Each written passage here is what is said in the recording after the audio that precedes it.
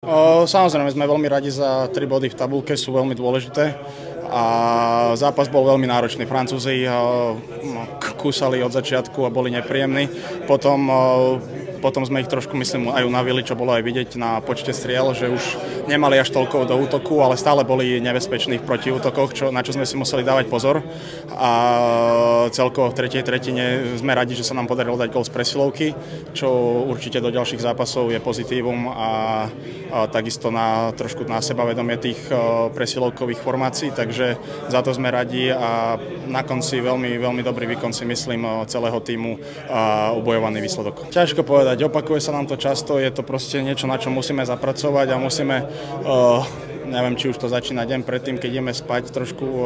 myslieť na poriadne veci pred tým zápasom a celý deň sa sústrediť na to, alebo ťažko povedať, proste je to niečo, čo sme zatiaľ nevedeli identifikovať a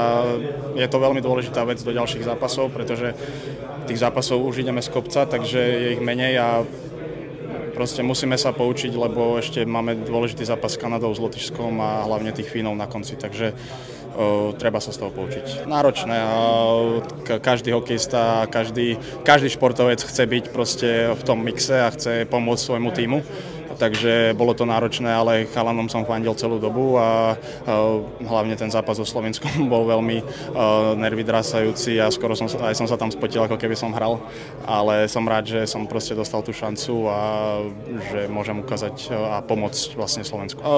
Nie, ale ako som išiel, začínal som zo stoja, takže nevedel som úplne, ako za mnou sú hráči, takisto som počul Sikyho vedľa mňa, takže mal som v hlave toho viacero, ale videl som miesto na lapačke, bohužiaľ sa mi to nepodarilo zdvihnúť až tak, ako som chcel, takže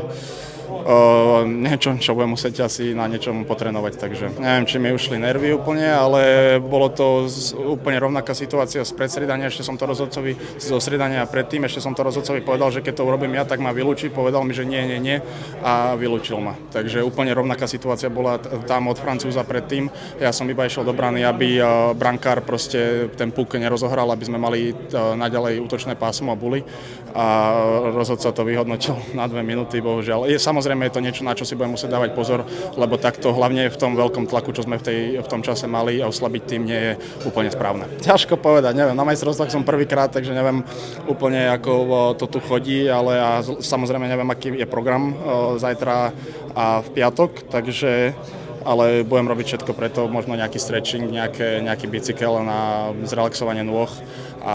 potom možno nejaká dobrá večera, nejaký film, aby som prišiel aj na iné myšlienky trošku a zase sa potom mohol naladiť a už sústrediť na hokej naplno ten piatok. Každý zápas je úplne iný, takže áno, to, čo možno stačilo dnes na Francúzov, nebude stačiť na niekoho iného a naopak to, čo stačilo na Francúzov, môže stačiť aj na iných. Takže je to ťažko povedať, každý zápas je iný, ideme proste striedanie po striedaní, ideme a sústredíme sa na to, aby sme v každom striedaní odovzdali maximum a proste boli úspešní.